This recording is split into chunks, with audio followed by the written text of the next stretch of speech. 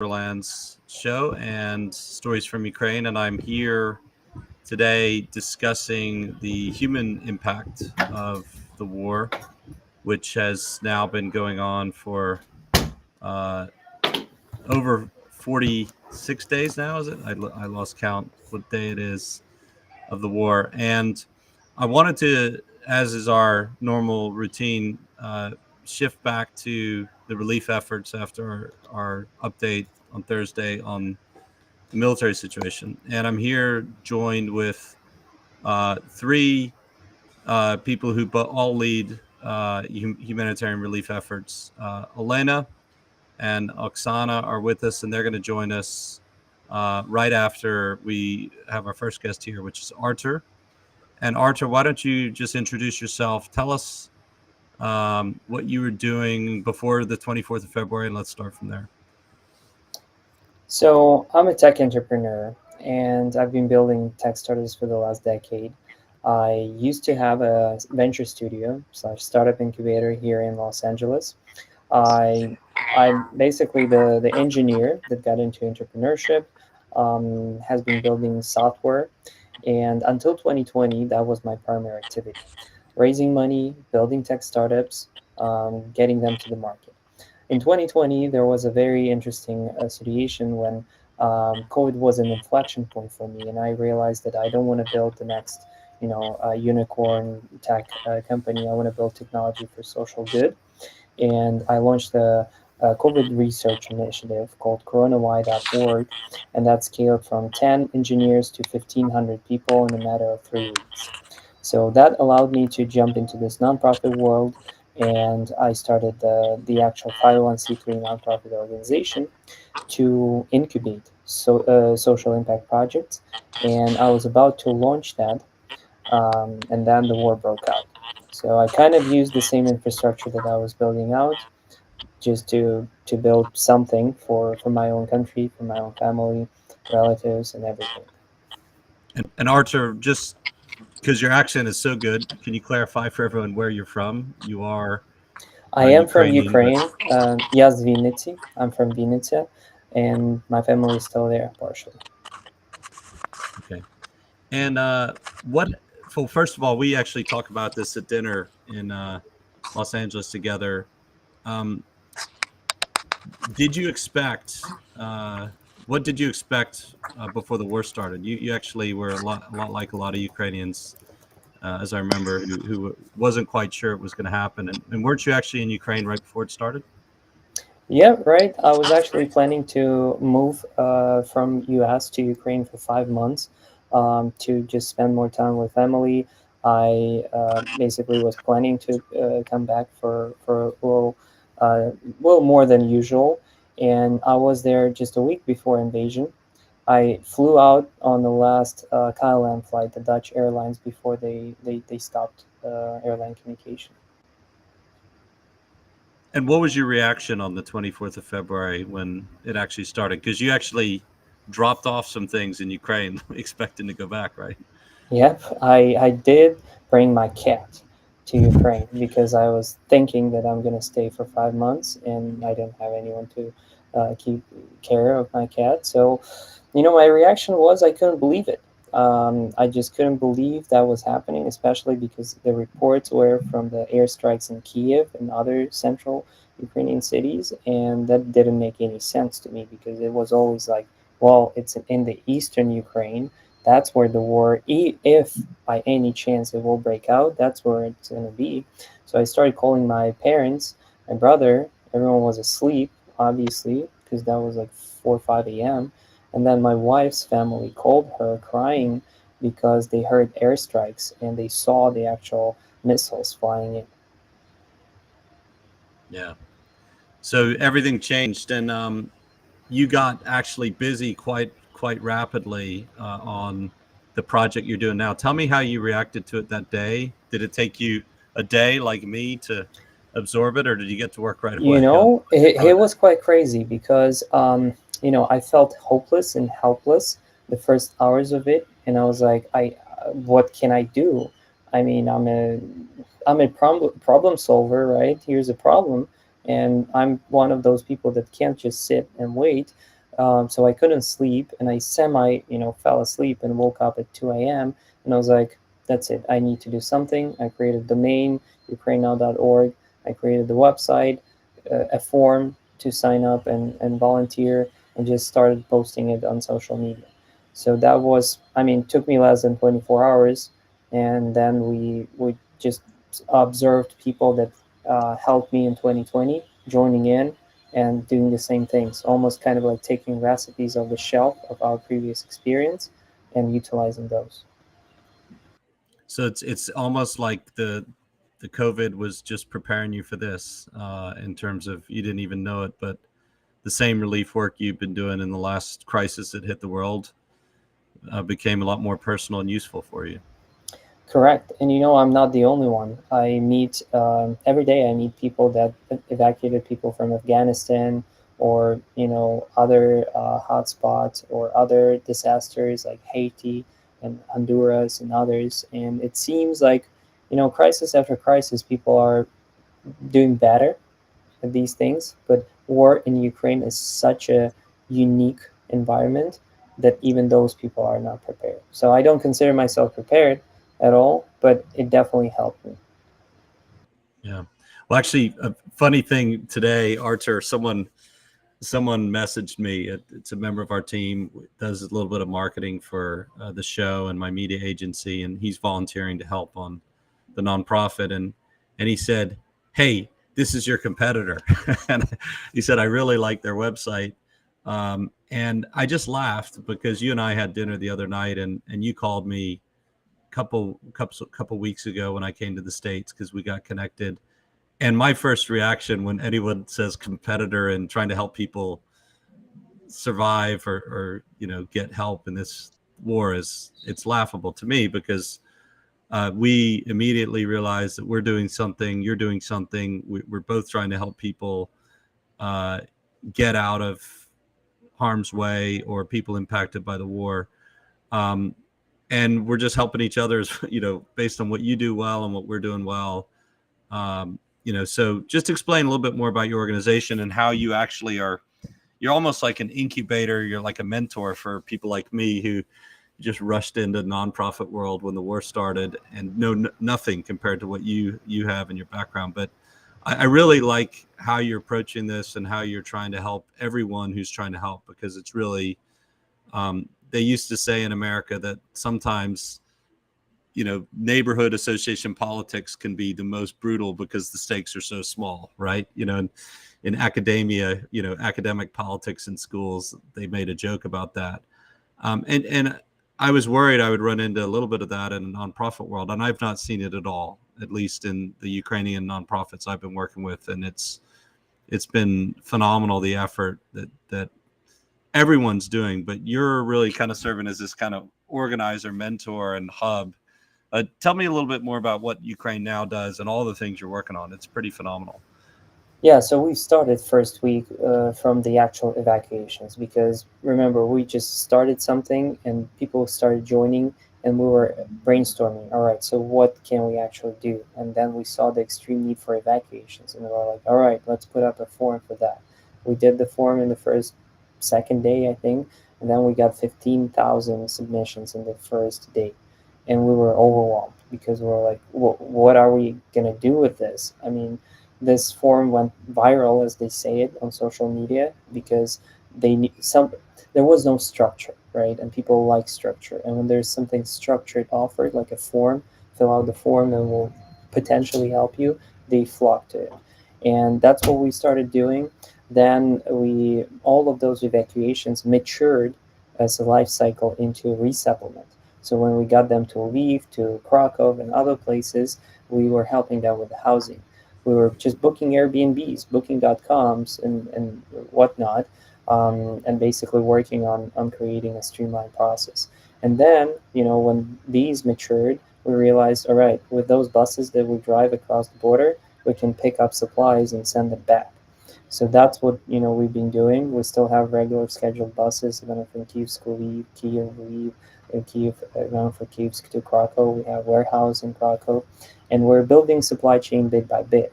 But what we realized third or fourth week, and I think that was about when we actually met and had dinner, is that we're building infrastructure to empower other organizations and volunteers to do this more efficiently. Because not every 10 people nonprofit group can afford to hire a cybersecurity firm or an expert for $300,000 per year, and they should. But the need is clearly there. With the cyber warfare, with the hacking, all of that, the social engineering, psyops, and we realized that that's our actual, the most impactful thing we can do. We've incubated these task forces like evacuation and help with housing and supplies as sandbox environments where we tested the processes, and now we're onboarding other organizations that are doing it even better and providing this as a process and system for them. Yeah, and actually, we're about to start cooperating with you, and members of our team are going to help you with some of our team members who are good case managers, because you've been overwhelmed with cases. And we'll launch our app and we'll learn our lessons, and if it's useful for you, you're welcome to use it. I mean, that's the way we're all That's the approaching key. this right now. We're all learning in a very fast-paced environment, and it's all about interoperability and collaboration. Those are the only things that matter. It's not about egos or who's doing what.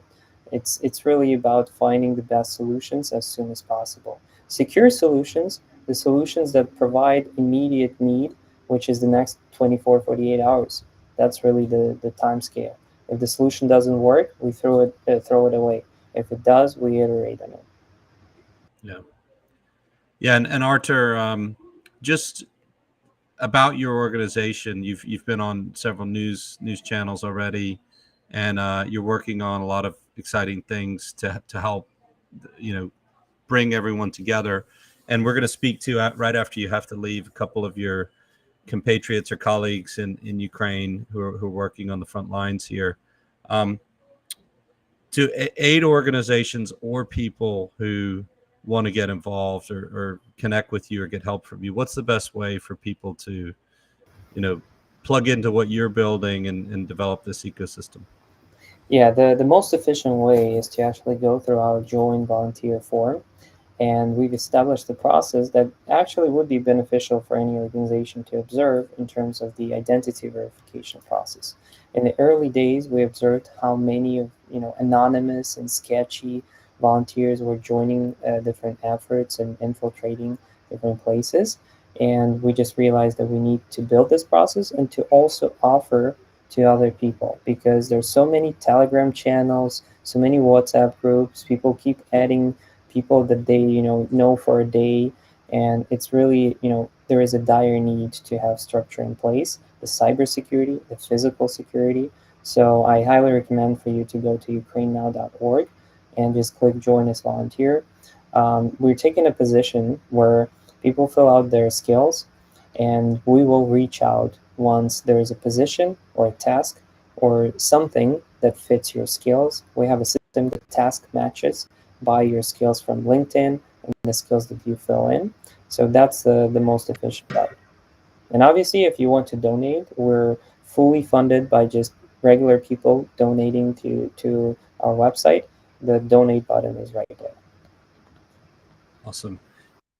Yeah, and Artur, just to clarify, with any competition between any aid organization, I've not run into it in this in our work, and I'm rooting for you and your organization to do what you guys do really well, and we're going to do our iterations of it, and we're going to keep helping each other, because at the end of the day, that's what this is all about, is making sure Ukraine has the international support it needs from the humanitarian side, because the strength of the soldiers on the front line, where I come from, that community, depends on them knowing their families are taken care of, and that they're fighting for something, which is their society. And then when they know that they're taken care of, then that frees their mind up to focus on the job at hand on the front line. So really admire what you've done, and glad we got to catch up in person in Los Angeles, and really look forward to seeing you and your wife again in Ukraine. And seeing how we can contribute working alongside your organization. It's been fantastic seeing what you've done, and we look forward to seeing more. Thanks so much, guys, and looking forward to meeting with you guys in Ukraine and rebuilding Ukraine, because it's going to take quite some time and quite some amounts of money to do that. And everyone who signs up now as a volunteer, I promise that we'll reach out when the time comes and the need comes. Thanks, everyone, for having me. Thanks, Artur. Bye-bye. All right. Bye. Okay, so I am left now with Oksana and Elena, and I'd like to start out with a conversation where I just want both of you to introduce yourself, your name, where you're from, and then after that, I'll let both of you share your impressions before the war started, and we'll go from there. So I'd like to bring both of you into this now that you're both here for the duration and just hear a discussion. So Elena, let me start with you. Tell me just quickly where you're from and what did you do before the war started? I'm from Odessa, and I was in position of leading specialist of inter-university education in Odessa National Maritime University. And in the same time, I'm a senior lecturer of the Department of the Project-Based Learning in IT in Odessa National University Polytechnic. I'm a mother of 16-year-old teenager. I had a cat and adore tango lessons. Now I have 12 cats and feed 5 dogs.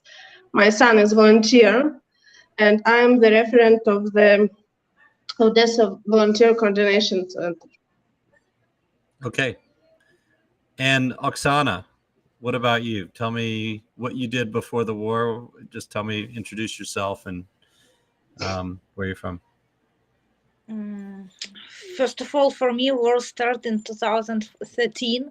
Then we have the Maidan, because I served in army in 2014 till 2017. That's why for me, war, this is last 8 years. For this last 4 years before this, I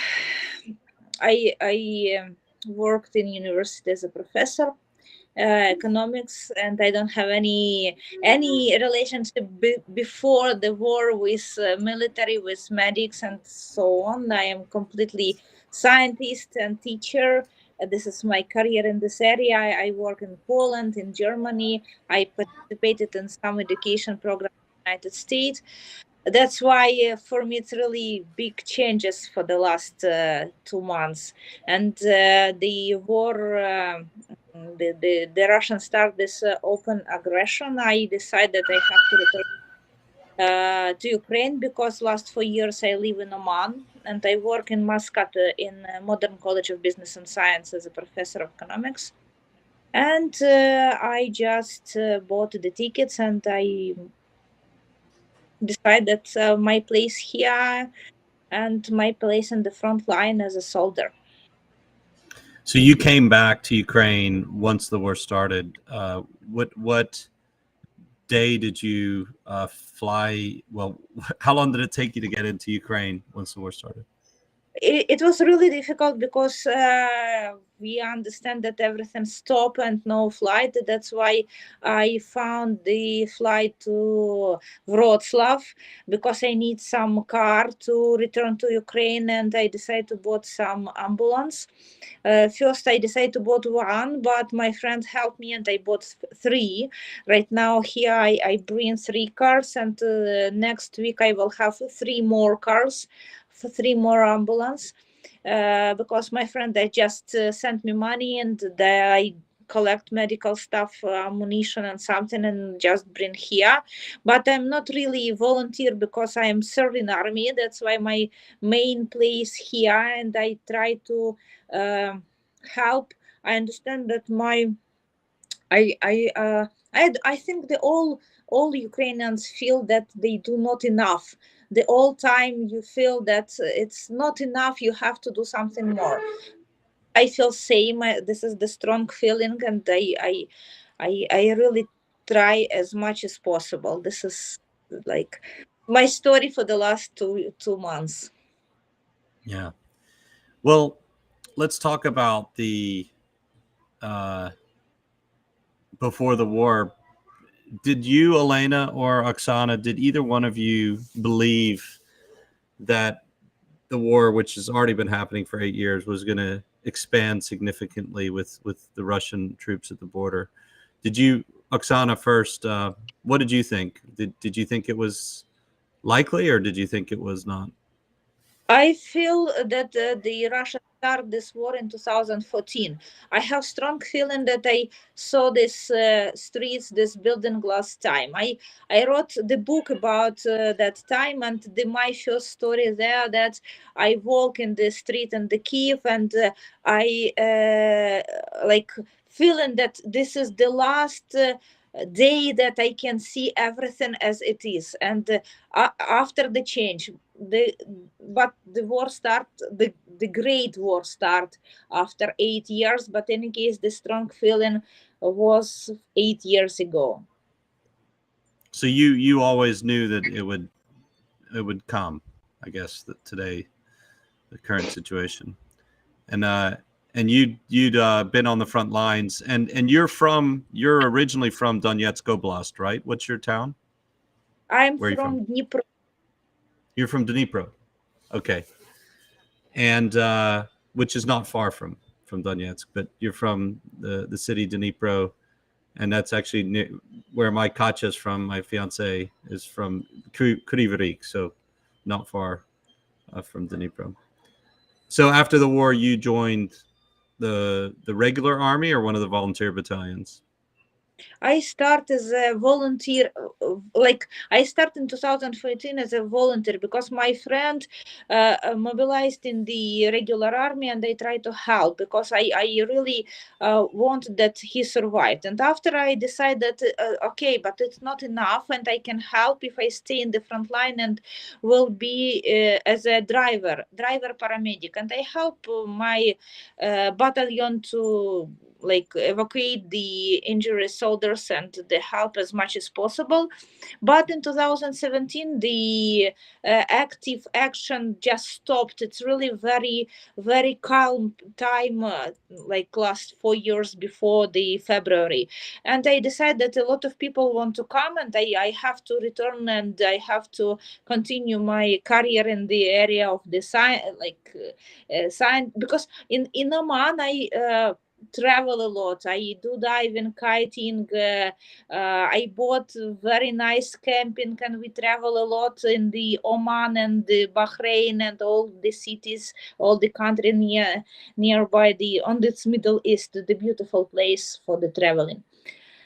But 24th of February, I just opened the Facebook and read this message, and I went to my dean and tell that, sorry guys, but I have the situation in my country and I have to return. That's why right now I have an unpaid leave, and I really do not know how long I will have this unpaid leave. I believe that I can maybe I will be able to return to Oman, but I'm not really sure that it is possible in the next couple of months. That's like. Are you currently working directly with the Ukrainian army, or are you with a volunteer aid organization? I served in 57 Brigade. Okay. As a soldier. Okay, so you're back with your old unit then? No, not old unit, because my old unit, this is 28 Brigade, and it is in Odessa. But right now I'm in the other region, and like it happens close that to I the return front. 57 Brigade, because I decided it is more actions here. But now I read a lot of information about 28 Brigade, and I know how difficult and very strong fight there also. But in any case, I'm here right now. Okay. And do you have any relatives in Ukraine right now, Oksana? Yes, I have my mom. I live in Dnipro, but she is safe, and she does not want to move any place, and it's like it's not without any discussion that she wants to stay in Dnipro. That's all. She's very old, and she decides she wants to die here, and she does not want to go any place. Yeah, I know how that is. My fiance's family is the same way about their hometown, and I admire that, actually. I think it's certainly, they want to be with their friends, their community, no matter what happens, and I admire that. So what's the situation like right now? You are obviously very close to the front lines. We won't say where, but you're helping the army. How is the army doing? What's the mood? How is everyone feeling? I know it's a tough fight, and that's where all the attention and focus is going right now, towards the east, in the Donbass. But how are people? Situation very difficult. We have every day a lot of injuries and deaths, and a lot of information I cannot share. That's why it's very difficult to find that part information that I can share. I see every day how all these places, all this building just fire, a lot of airstrikes, the planes, the rockets, bombs, everything that I can see every day here. A lot of crash cars and everything that just Russia destroyed everything. That I don't think so that any place can survive on the road of the Russian troops. They won't just destroy everything, kill everybody. Does not matter civilian, or the military, or what the place they can see, the school, kindergarten, or other places. They just destroyed everything. That's or we survive or we will die. We don't have any option. Or we will win or they just kill us. That's all. Wow. So it's really that straightforward. That's what everyone sees as the two possible outcomes. Is and especially, you've been with the soldiers now, or the army, for 2 months. How did the mood of the soldiers change after the atrocities became public from Bucha? How has that changed the mood of the or the motivation or determination of the military? As you understand, if also on all this information that you have that you see in the news, that we had a lot of prison of wars, and then the war started, but the number of these prison of wars later decreased. It's related to the situation that our military or our army see in the Bucha and the Gostomel and the other places, and also we receive a lot of information from the places that the Russian troops occupied. That's why we hate Russians. We hate not just military, we hate all people, because I think all Russian people, because I think that it's not just Putin guilty or the army that come to our land guilty.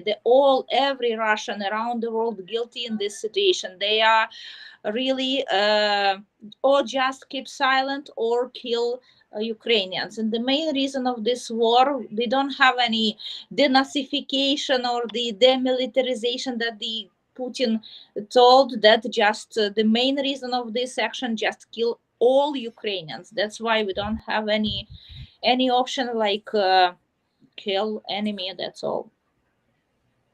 Yeah, it's really just, it's very clear now that it's I think on both sides, but especially for Ukrainians, if you don't evacuate, then, and the Russians come, it's not a good situation.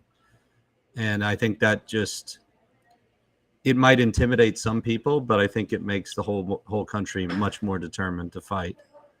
What I've been seeing and hearing from people And I just wondering what your experience is with talking to people on the front lines. You see, also that's like public speaking. If we speak that like one to one, I can share more deep information, but for the public I cannot share. But we understand what we feel in, because it's normal that if somebody come to your home and want to kill you, your family, your relatives, they want to destroy everything, that they just want one thing, that you want to kill enemy, that's all. You don't have any other option. That's why we will fight. Yes, and that's very important, I think, for people to understand, is the motivation I've seen among the military has gone up, and I never thought it could go higher than what I saw at the beginning of the war, but it continues to go higher from what I've seen. And I know it's hard fighting right now on the front, but how do you see the troops holding up? How are they doing? What's the energy and mood in the military right now? It's really good, because now we have the more or less stable front line, because the first couple of weeks the front line moved in Donetsk and Lugansk region. Also we have some moving in the Khersonska Oblast, and right now this is the stable position, and we can use different ammunition. I'm really appreciate all countries that sent all this new ammunition, and it's really help, and I see like soldiers use this, and not just because it help kill Russians, but it also shows us that the other country really care about Ukraine and send this very expensive stuff, and we can use this. And it's not just the one like some brigade can use. You can find the Stinger, Javelin, and all this ammunition in different brigade, and it's not enough. Any case, they have to send more. They have to send more tanks and other system. But any case, they gave something, and we can use this, and that really help us. And we believe that the Great Britain, United States sent more and more ammunition, because you see the same like in 2014 that I told my friends, fight here in Donbass. Another case, the shells, the missiles will come to your houses in Kyiv, Lvov, Lutsk, and so on. And now the same situation for the Europe. We Ukrainians try to tell, fight here. Another case, these shells, this Russia come to your country and destroyed your houses, and now you can find in the other places, not near your home. You have to help us. Another case, next week, next month, next year, your family will under this attack. Your father's brother's husband will go to this war, and if you have the chance, just postpone or help the other nation kill the Russians, win in this war. It really help you, not just Ukraine, because it's Russia right now is a Nazi German in 1938. I know a lot of people told same, but it's really same situation like the Poland had in 1938. And or the same like previous, the France, United Kingdom told, okay, that's now not our problem, this is just problem Poland, and the Nazi comes and kill people in France, in United Kingdom, and the other countries.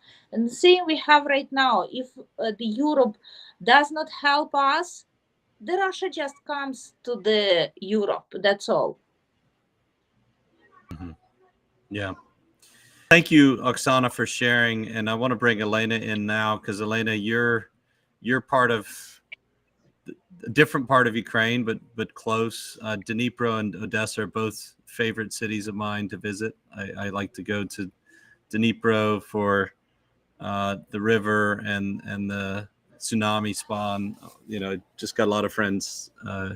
It's good town, and but Odessa has also got a special place in everyone's heart. Elena, both from Ukraine, and anyone who's heard of Ukraine probably has heard of Odessa. So tell me a little bit about your life before the 24th of February and how that changed. Were you expecting this, or was it unexpected for you, and what changed? You see, the crisis was obvious, but I believed until the very end that everything would be resolved through the negotiation, because the situation is unthinkable and goes against everything I believe in.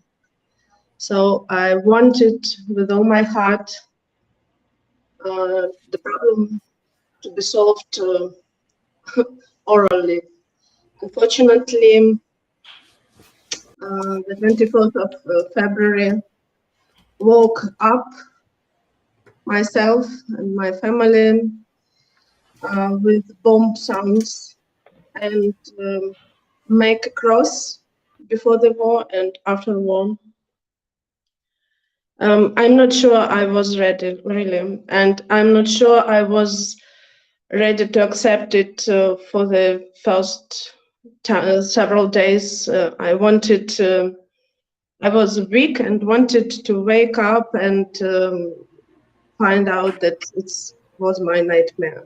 Unfortunately, it lasts. Mm-hmm. And when did you decide what did you decide to do after the war started? What changed? What action did you decide to take? From the very first day, I started to call to all my friends and close people and ask them how are they. And so I rang to the friend of mine. He's a doctor in the hospital, and he said that they have a problem with the equipment, with the medicine, and with the sense to support the building. That's why I started to find necessary for them, and it was my own initiative for the first 2 weeks before I joined the team of Odessa Volunteer Coordination Center. I tried very much. It was very difficult to find necessary medicines, especially. It was very hard to collect money because everyone tried to spend themselves the money for something. I understood that it's impossible to solve the problem with my own, I understood that we need to unite our power. At that moment, I met Sergei Timchuk. He created on the 4th day. He was early. He is a man much clever than me. So on the 4th day, he understood that solving problem is in synergy effect. So he organized the Odessa Volunteer Coordination Center to support volunteer and to help them to unite their possibilities. Wow. And so you went from working and you set everything down, started volunteering at the hospital, and now you've formed this alliance or this organization. Tell me more about it. What are you? How many people are in it? What are you doing now, and how are things going? It was we worked with CRM system at first and anti-crisis management tools. So we developed a CRM system to volunteer team and implement it in their life. We created the first in Ukrainian school anti-crisis management for leaders of volunteer teams, and it helps us to unite 9 teams, and it connect more than 100 people in ordinary life and help us turn them into 500 and even 1,000 people for some projects we take part in. We provide food for delivering to addresses medicine, food, clothing, and hygiene products to needy people by our partners, and collect money,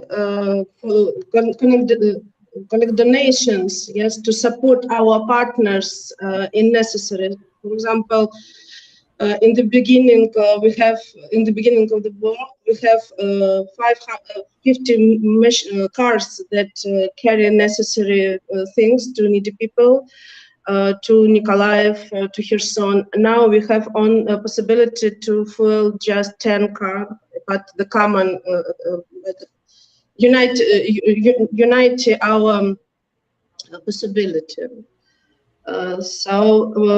In addition, we help with the selection of personnel for volunteer teams, arranging professional interview with the HR management, because people start with all their heart, but then burn out, and it's very difficult when you appear the empty place in your team. So we help to fulfill this place. Great. Well, Elena, how is the situation with getting supplies? I know that the port of Odessa is blockaded right now. How are you doing getting supplies? What's the situation about getting help that you need? What is your biggest struggle right now? The situation with help is very different, really. We can't say that it doesn't exist, but we get humanitarian help by cars. But from time to time, it happens very difficult situation, and we don't know what to do with it. For example, 2 days ago, we were very disappointed with the help from France. We were promised for food for babies and products for elderly and diapers for adults, but got the car fulfilled with clothes for winter, and all of them were old and not very tiny.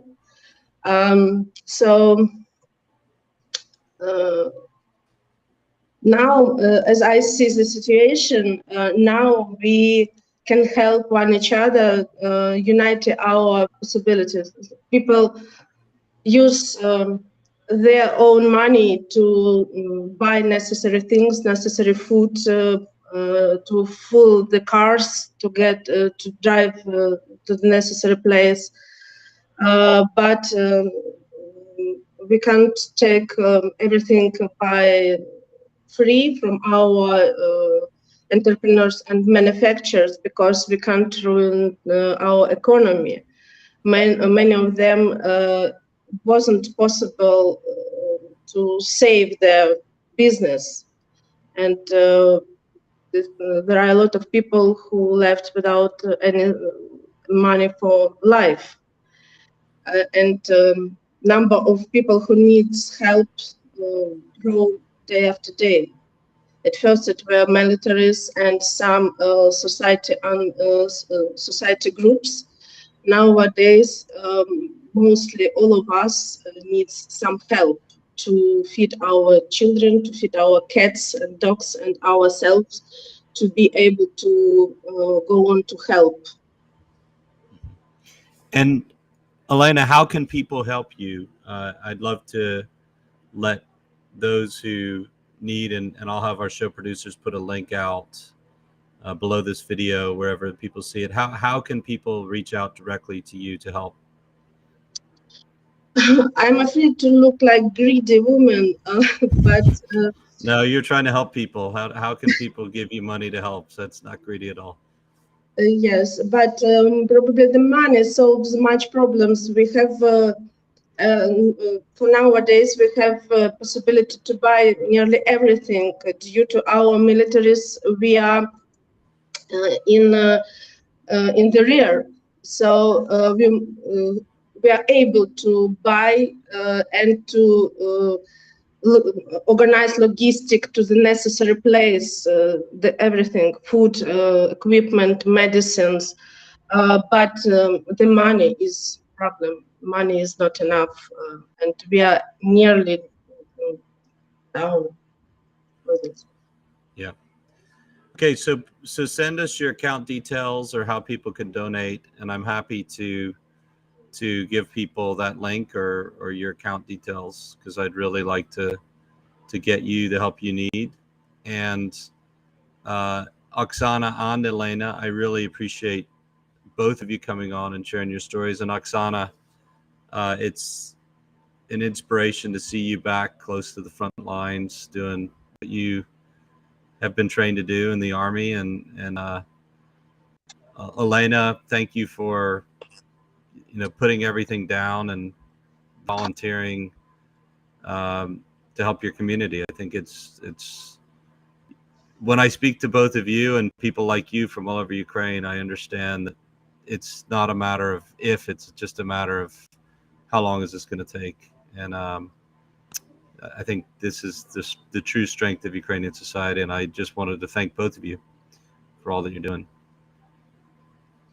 If I can, I want to say, Oksana, that I admire your courage, and thank you so much the possibility, the opportunity to be not alone in this awful situation. Thank you.